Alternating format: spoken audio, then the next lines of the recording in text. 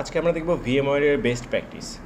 আমরা যদি ভিএমওয়ারের কোনো সার্ভার ডিপ্লয় করতে চাই, সেক্ষেত্রে কোন টাইপের সেটিংসটা ভিএমওয়ারের জন্য সবথেকে ভালো, আমরা সেই অপশনগুলো আজকে দেখব। প্রথমে বুঝে নিই ভিএমওয়ারটা কীভাবে কাজ করবে। তো ভিএমওয়ার কি সাধারণত একটা সফটওয়্যার, যেটা কিনা আমরা আমার পিসিতে সেট আপ দিব। আমি এখন উইন্ডোজ 10 ইউজ করছি।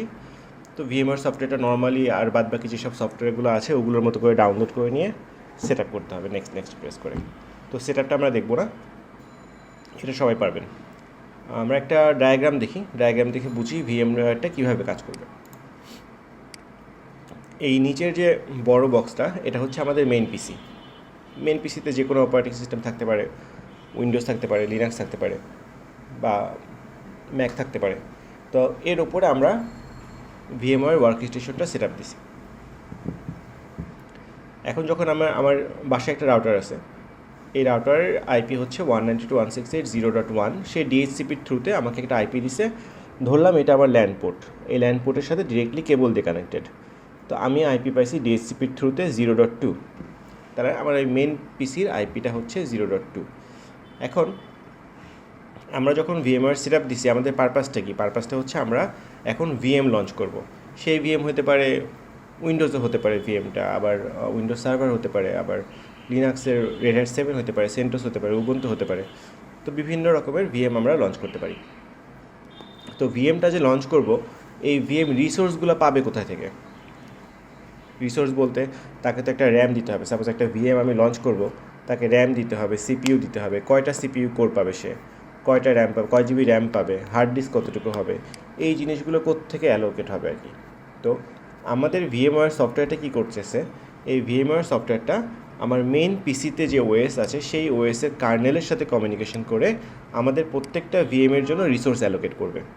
তো আমরা তাহলে কি করব, আমরা যখন ভিএমওয়ারে যখন কোনো সার্ভার ডিপ্লয় করব, কতটুকু রিসোর্স সেটা আমাদেরকে বলে দেওয়ার অপশন থাকবে। এখন আমাদের একটা হিসাবের বিষয় আছে যে আমার মেইন পিসির কনফিগারেশনটা কি, আমি আসলেই কয়টা রিসোর্স দিতে পারবো, কয়টা সিপিইউ অ্যাড করতে পারবো, ম্যাক্সিমাম কত জিবি র্যাম দিতে পারবো, ডিস্ক কতটুকু দিতে পারবো, ওইটা দেখার জন্য আমাদের সিস্টেমের প্রপার্টিজ, মেইন সিস্টেমের প্রপার্টিসগুলো জানা জরুরি। জাস্ট বেসিক কিছু জিনিস আমরা দেখে নিই। জাস্ট এখান থেকে টাস্ক বারে থেকে টাস্ক ম্যানেজারে যাচ্ছি আমরা। টাস্ক ম্যানেজারে যেয়ে এখানে পারফরমেন্স একটা অপশন আছে। তো প্রথমে একটু সিপিইউতে যাই।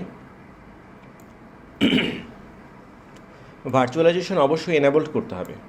ভার্চুয়ালাইজেশন এনাবল বলতে বায়োস মোডে যেয়ে সিপিইউ এর ভেতরে ভিটিএক্স টেকনোলজি, ইন্টেল ভিটিএক্স বা এরকম টাইপের অপশন থাকবে, ভার্চুয়ালাইজেশন এনাবল করতে হবে।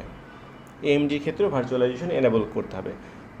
বাই ডিফল্ট এটা বন্ধ থাকে, তো এটাকে এনাবল করে আসতে হবে। যদি এনাবল থাকে তাহলে আর কিছু করার দরকার নেই। আমাদের এখানে কোর কয়টা আছে, তার মানে এটা হচ্ছে সিপিইউ কোর, 12টা কোর আছে। তো প্রত্যেকটা কোরে 2টা করে থ্রেড থাকে, যার কারণে আমরা টোটাল লজিক্যাল প্রসেসর পাবো 24টা লজিক্যাল প্রসেসর, মানে 24টা সিপিইউ কোর আমি আমার ভিএমগুলোকে অ্যাসাইন করতে পারবো।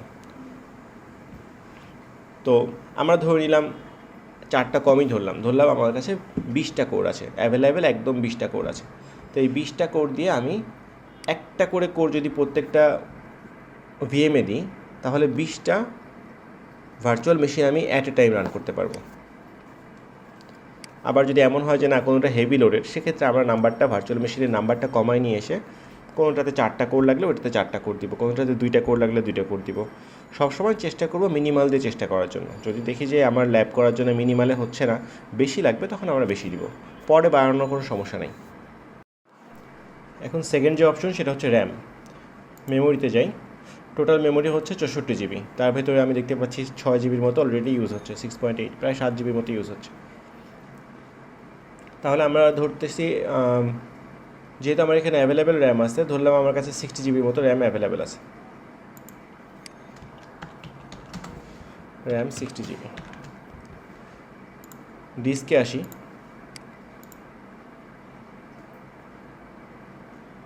এটা একটা হার্ড ডিস্ক 932 জিবি, পুরোটাই ফাঁকা। ডিস্ক 2 আছে একটা, এটা আমার সি ড্রাইভ।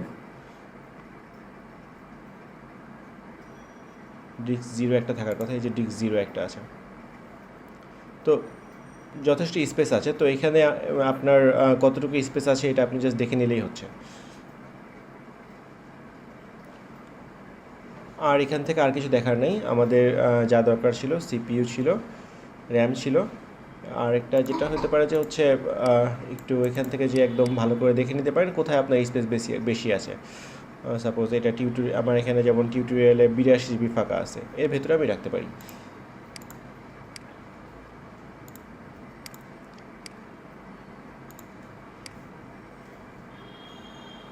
তাহলে আমি যখন এখন ভিএম ডিপ্লয় করব, সাপোজ এখানে মেইন মেশিনের ওপরে আমার ভিএমটা এইভাবে ডিপ্লয় হচ্ছে। এটা হচ্ছে আমার ফার্স্ট ভিএম, এটা হচ্ছে 1 নম্বর ভিএম, এটা 2,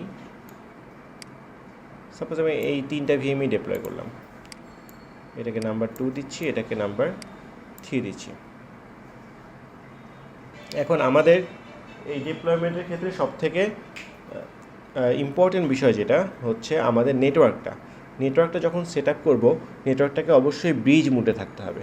2 টাইপের মোড আছে এখানে, একটা হচ্ছে ব্রিজ মোড, একটা হচ্ছে নেট মোড। তো আমরা এটাকে ব্রিজ মোডে সেট আপ করবো। ব্রিজ মোডে সেট আপ করার অর্থ এই যে আমার ভিএমগুলা এবং আমার মেইন ফিজিক্যাল মেশিন, এই ভিএম যেগুলো আছে এইগুলা এবং আমার এই ফিজিক্যাল মেশিন, এইগুলো সব এক নেটওয়ার্কের আন্ডারে থাকবে, মানে একটা ব্রডকাস্ট ডোমেনের আন্ডারে থাকবে। তো আমার যদি কখনো মেইন মেশিন থেকে এসএসএইচ করে আমার ভিএমে ঢুকতে হয়, আমি ইজিলি ঢুকতে পারবো। প্লাস সাপোজ আমার কোনো ভিএমের ভেতরে ওয়েব সার্ভার চলতেছে, আমি মেইন মেশিন থেকে ব্রাউজ করে দেখবো, হ্যাঁ ব্রাউজ করেও দেখতে পাবো। সেক্ষেত্রে যদি ব্রিজ মোডে সেট আপ করি তাহলে সিনারিওটা কীরকম হয় আমরা একটু দেখি। ব্রিজ মোডে কীভাবে সেট আপ করতে হয় ওটা আমি দেখাবো। সাপোজ এই টপোলজিটাই এখানে একটু চেঞ্জ হবে। জিনিসটা এমন হবে যে এই ভিএমের কেবলটাও এর সাথে কানেক্টেড, এর সাথে কানেক্টেড, এটা এর সাথে কানেক্টেড, মানে 3টা ভিএমই আমার এই নিকের সাথে মনে হবে যে একটা সুইচ দিয়ে কানেক্টেড। তো আমরা সেক্ষেত্রে একটা সুইচ দিয়ে এটাকে রিপ্লেস করতে পারি। বেসিক্যালি জিনিসটা হবে এখানে একটা সুইচ থাকবে, মনে হবে যে একটা সুইচের সাথে কানেক্টেড।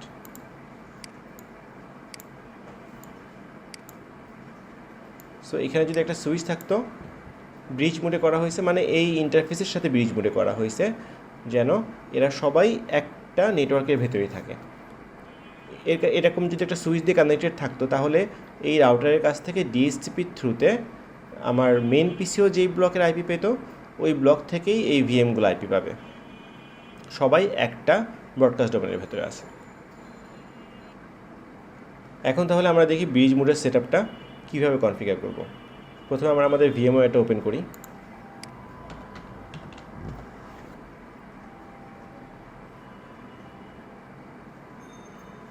এটা হচ্ছে আমাদের ভিএমওয়্যার।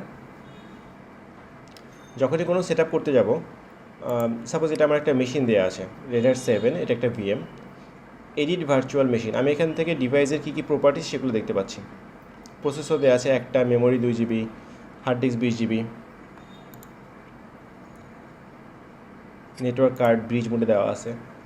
তো এখানে ডাইরেক্ট ক্লিক করলেও আমাকে দেখাচ্ছে ব্রিজ।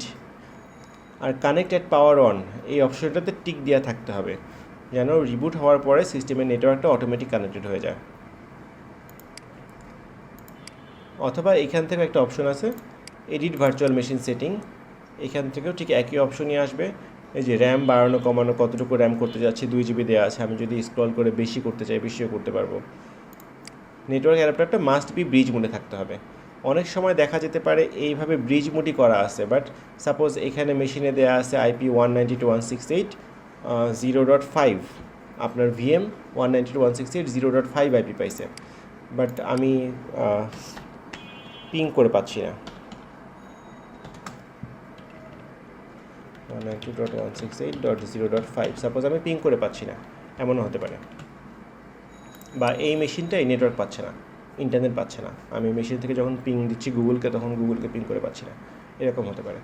তো একটা জিনিস খেয়াল করতে হয় ট্রাবলশুট করার জন্য, এখানে এডিটে অপশনে যেতে হবে ওপরের দিকে, ভার্চুয়াল নেটওয়ার্ক এডিটর এখানে প্রেস করব। অ্যাডমিনিস্ট্রেটর প্রিভিলেজ লাগবে। এখানে ব্রিজ মোডে যে অ্যাডাপ্টারটা আছে ওটা দেখাচ্ছে না। চেঞ্জ সেটিংয়ে যাই, ইয়েস করি, ভিএমনেট 0, ভিএমনেট 0 যে অ্যাডাপ্টারটা এইটা ব্রিজ মোডে আছে এবং সে কার সাথে ব্রিজ, সে আমার এইখানে যে ইন্টারফেসটা দেখা দেওয়া আছে সেটার সাথে ব্রিজ। এটা কি? এটা ইন্টেল গিগাবাইট নেটওয়ার্ক কানেকশন। আমার এখানে অনেকগুলো ইন্টারফেস আছে। যদি ফিজিক্যাল ইথারনেটের সাথে কানেক্টেড থাকতো আমার ওয়াইফাই রাউটারটা, সাপোজ আমি কেবল দিয়ে কানেক্টেড, তাহলে আমি কেবলের যে অ্যাডাপ্টারটা সেটাই দেখাইতাম। আবার যদি আমি ওয়াইফাই দিয়ে কানেক্ট থাকি, তাহলে পরে আমি যে ইন্টেল ওয়াইফাই 6 আছে, এই ওয়াইফাই 6 দিয়ে কানেক্টেড হবে।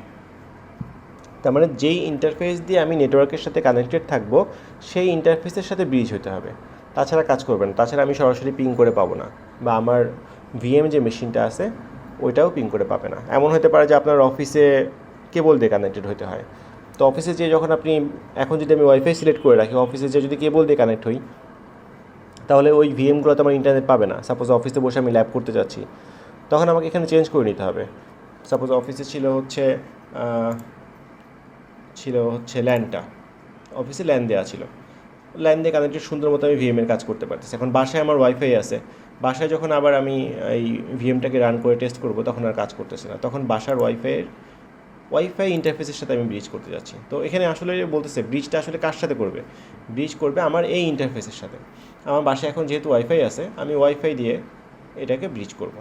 তাহলে আমার বাসায় টিপি লিঙ্কের রাউটার আছে, সাপোজ টিপি লিঙ্কের রাউটারের সাথে ব্রিজ মোডে চলে আসবে। সো টিপি লিঙ্কের রাউটার থেকে আমার ভিএমগুলো ডিরেক্ট ডিএসসিপি থ্রুতে আইপি পাবে, অথবা আমি ম্যানুয়ালি আইপি বসাতে পারি, ম্যানুয়াল আইপি বসালেও কাজ করবে। এই ছিল হচ্ছে ভিএমওয়ারটাকে ব্রিজ মোডে সেট আপ করা। এইভাবে ব্রিজ মোডে সেট আপ করলেই কাজ করবে। আর ভিএমওয়ার অলরেডি আলাদা ভিডিও দেওয়া আছে কীভাবে সেট আপ করতে হয় রেটেড, ওটা দেখলেই একটা ভিএম কীভাবে লঞ্চ করতে হয় ওটা বোঝা যাবে। আর আরেকটা জিনিস যে হচ্ছে, প্রথমে যখন আমি কোনো ভিএম ডিপ্লয় করব, আমাকে অবশ্যই একটা স্ন্যাপশট রেখে নেওয়া ভালো। স্ন্যাপশট রেখে নিলে কোনো কারণে যদি কোনো ভুলও হয়ে যায়, কোনো প্রবলেম হয়, আমি পরবর্তীতে ওই জায়গাতে ব্যাক করতে পারবো। সাপোজ এখন একটা স্ন্যাপশট নিয়ে রাখি, রেডেড 7-এর স্ন্যাপশট, টেক স্ন্যাপশট 1 দিলাম আমরা। স্ন্যাপশটের ডেসক্রিপশন দিলাম ফ্রেশ ইনস্টলেশন, টেক স্ন্যাপশট। এখন কোনো কারণে যদি সাপোজ আমি কাজ করতে যে ভুল করে ফেলছি, কোনো প্রবলেম করে ফেলছি, যেটাকে আমি ঠিক করতে পারতেছি না, স্ন্যাপশটে যে রিভার্ট টু স্ন্যাপশট 1, হ্যাঁ, তো এটা আমি চাইলে যে কোনো সময় রিভার্ট করতে পারবো। একটু স্ন্যাপশট ম্যানেজারে যাই, আমি বর্তমানে এখানে আসি। স্ন্যাপশট 1 হচ্ছে আগের জায়গা, ডিসক্রিপশনে দেওয়া আছে। এখানে কী ডিসক্রিপশন ছিল? আমার একটা ফ্রেশ ইনস্টলেশন ছিল, আমি চাইলে আমার ফ্রেশ সেট আপে যেতে পারি যে কোনো সময়। তো এই ভিএমওয়ার একদম বেসিক, এইভাবে ভিএমওয়ার ডিপ্লয় করলে খুব ইজিলি বাসায় বসেই সব ল্যাব প্র্যাকটিস করা যাবে, অ্যাটলিস্ট লিনাক্স সার্ভারের ল্যাবগুলো প্র্যাকটিস করা যাবে।